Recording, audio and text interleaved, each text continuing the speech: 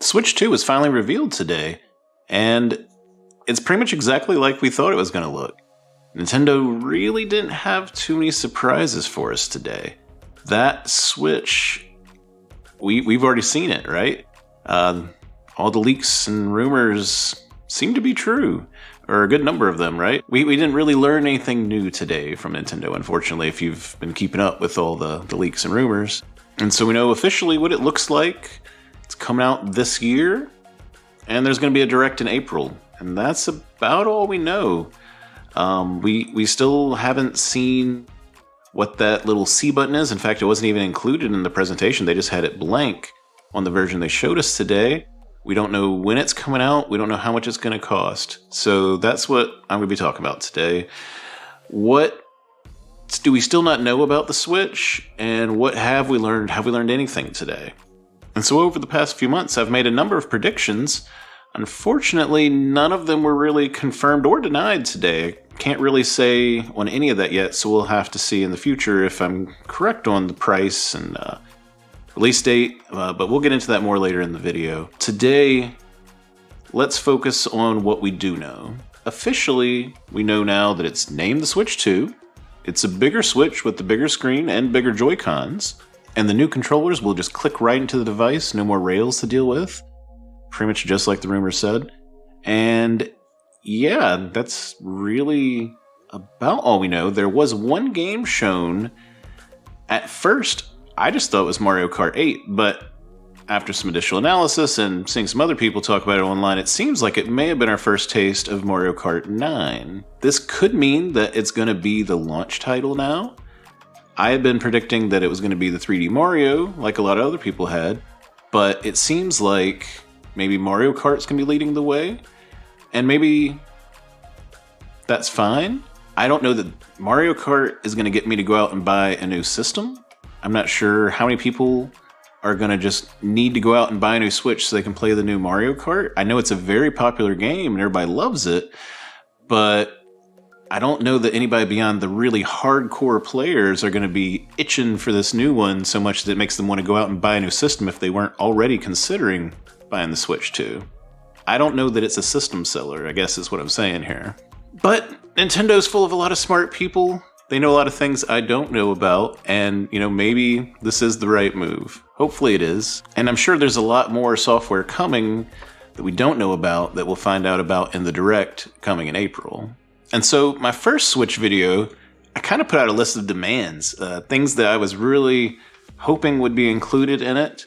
And of course, we've got backwards compatibility confirmed, but it's not really news. They already told us this in a tweet or something in the past. Like, Nintendo's already officially said it would be backwards compatible, not to mention the patents, which I also had a video about that leaked that showed that the cartridges were going to be basically the same format as the original Switch, at least in form factor.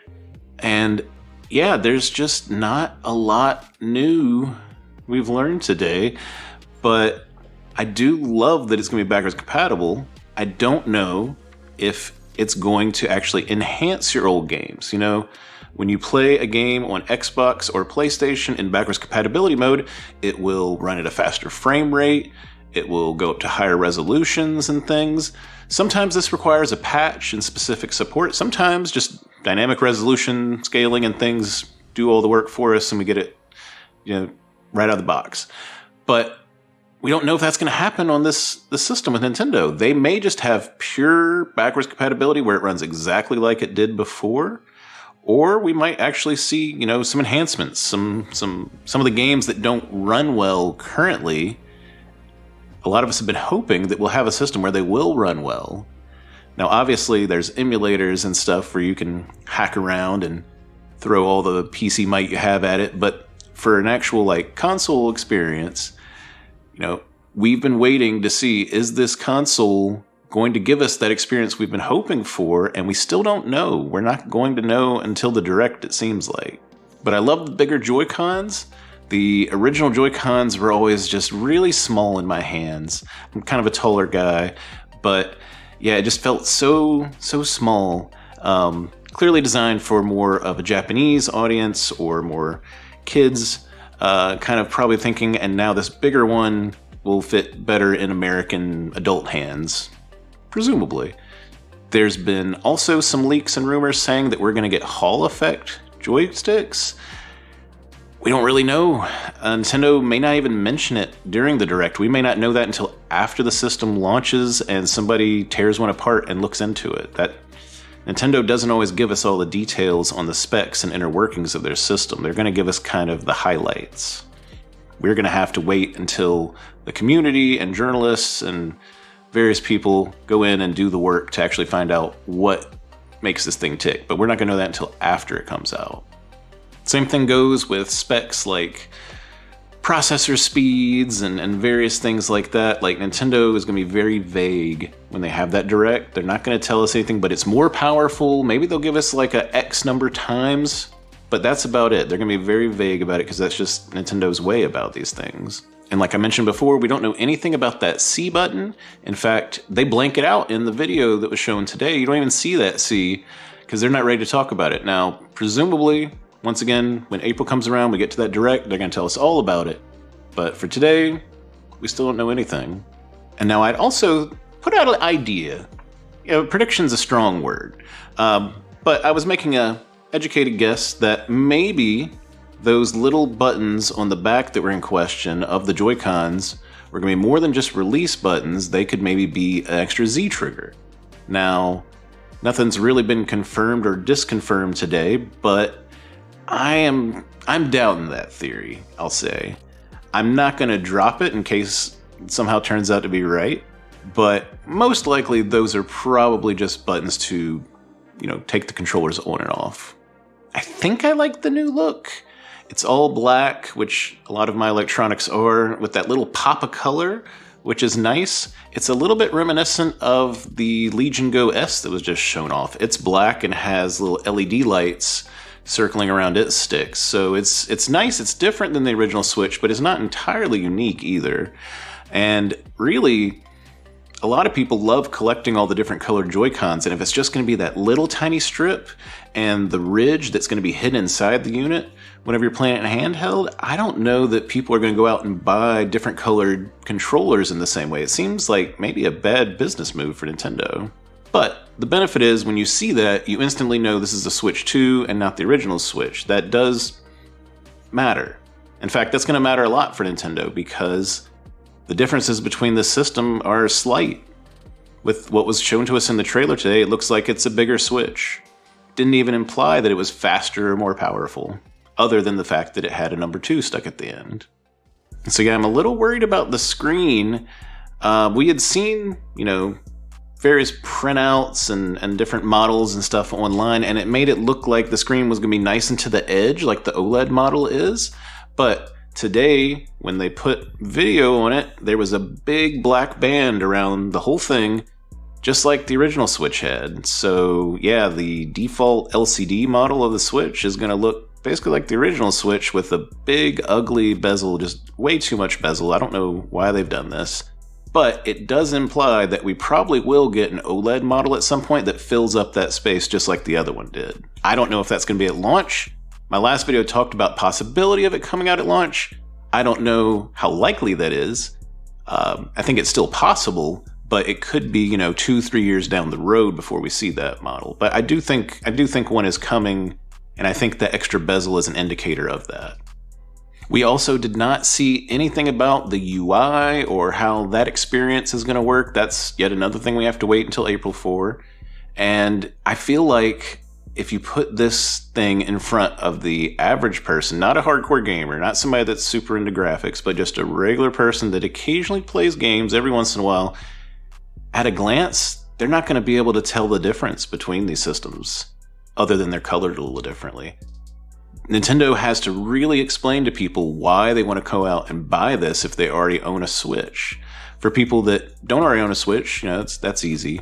But there's millions and millions of Switch 1s out there, and a lot of people are completely fine with the experience they're getting. So Nintendo has to really show us that it's going to do something special with this one that you can't get on the original Switch. Now, presumably, software is the easiest way to show that. Have games that are only available on Switch 2, they cannot play on the old one. That's a very obvious thing that everybody understands.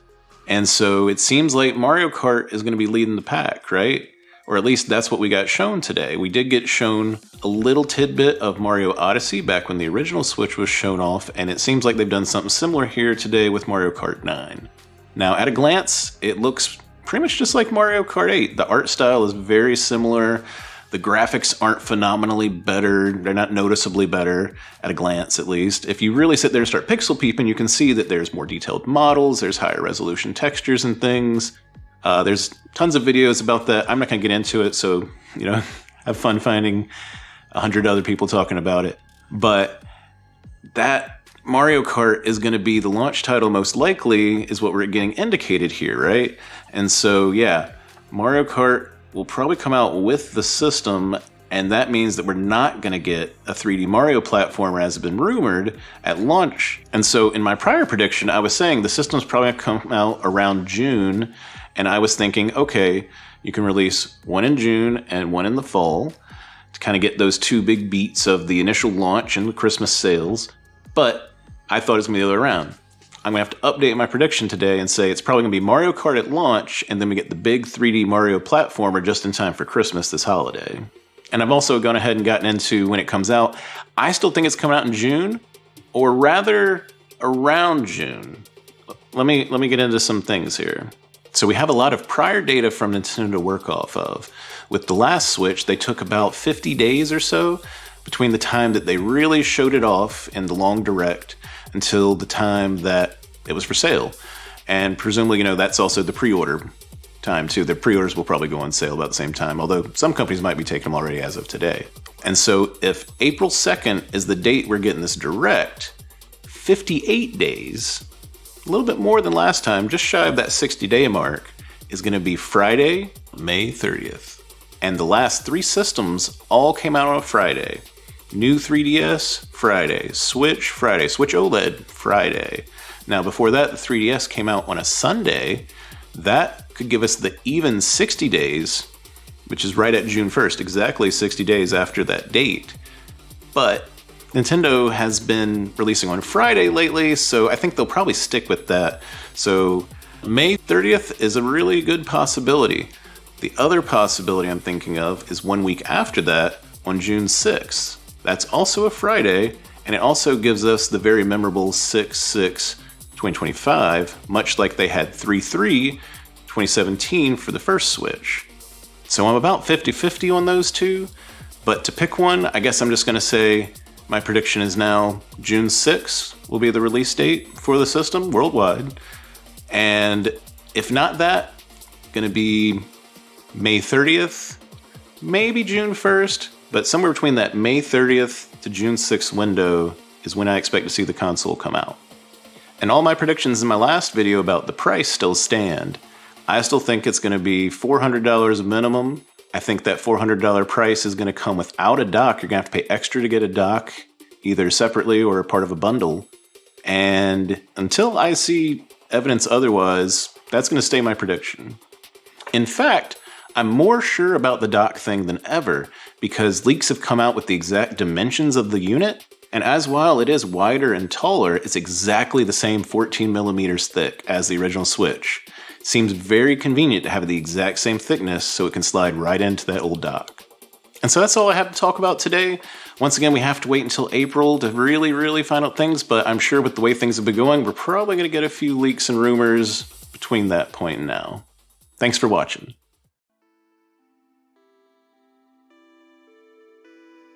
All right, well, I just wanted to put out a quick video today. I see every other YouTuber in the world putting out reaction videos today, so I might as well do one too, right? Yeah, like I said, for my predictions that I've personally made, that's not just me kind of telling you what I've heard and read elsewhere, we still don't know on those, so I guess we'll find out. But it's still an exciting day. This was both exciting, really exciting, to wake up this morning and find out that it was real and it was coming out, but also very disappointing and underwhelming because we already knew everything. They didn't really tell us anything we didn't know. So I'm feeling pretty lukewarm after this whole experience.